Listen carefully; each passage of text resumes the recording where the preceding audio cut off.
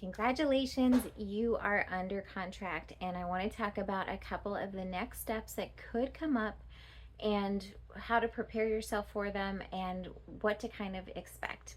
So, the next step is probably going to be your inspection. You have about 7 to 10 days on average, could be a little bit longer, but that's usually the time frame within that period that someone is going to come and do an inspection.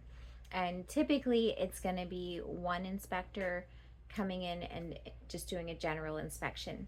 Now, there could be more inspections if you have a pool or a spa, or if your house is older, maybe it's built before 1979 and you could be in that category for a lead-based paint inspection.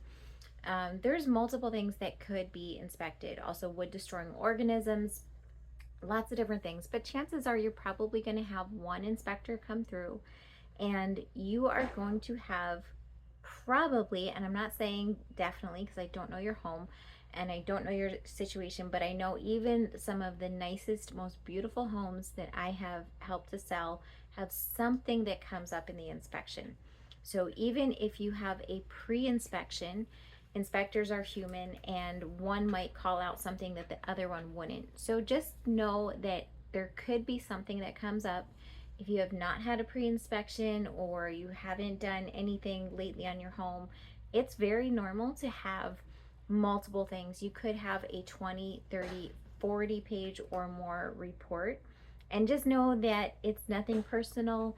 The inspector is doing their job. From there, your buyer will send you, probably send you the summary. Sometimes they'll send you the whole inspection report, and they could ask for all of the items to be repaired, some of them, or maybe none. But that's where you're going to rely on yours truly or whoever your amazing listing agent is to guide you through what you can negotiate, what they are entitled to, and how to keep things moving smoothly.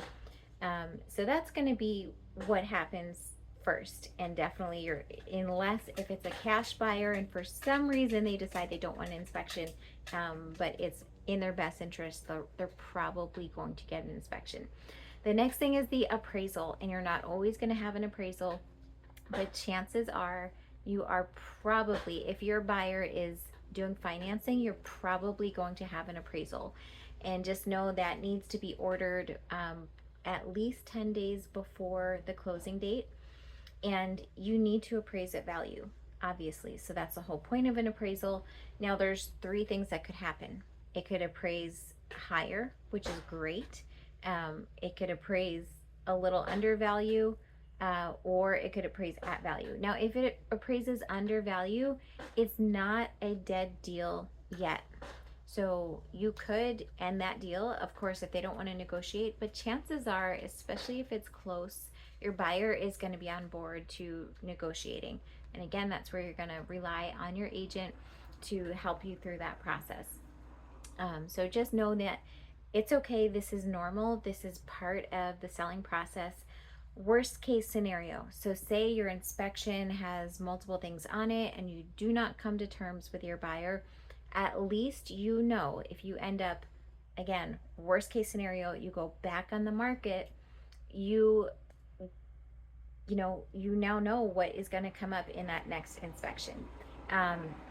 And your appraisal too. So your appraisal, now that's going to stick with you. So whatever value your appraisal is set at, that's going to stick with your home for 120 days. So that's something to keep in mind. If you don't negotiate, if you don't renegotiate, you're going to have that number on your home.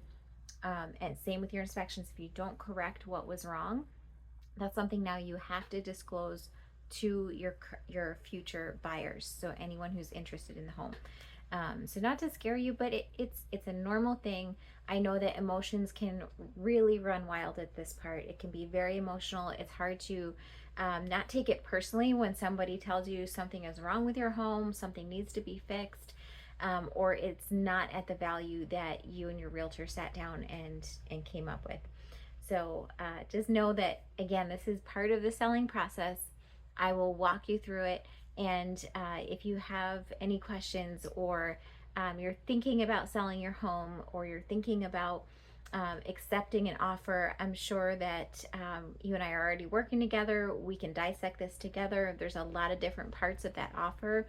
Um, I will share this. So right now I am working with 4 sellers who are under contract and 3 buyers, and it's a very different world, having a buyer under contract and a seller under contract. There's totally different ways of looking at things, but I will say, be respectful in your negotiations. That's always the best thing. Don't take things personally, and just know that we probably have the same goal. So all of us in the transaction are trying to help you buy that house or sell that house with peace of mind. So if you are thinking of listing your home and you are worried about, future inspections or appraisals, please feel free to reach out. I would love to help you with your personal home, and just discovering, there's a lot that you can find out before you go on market too. So I hope that helps. Thank you so much for watching. If you know someone in the Villages, Florida or Central Florida who is thinking of listing, and they might have a whole can of worms of questions, please feel free to share my info. I would love to connect and see how I can help. Have a wonderful rest of your day, and I'm sure we'll talk soon.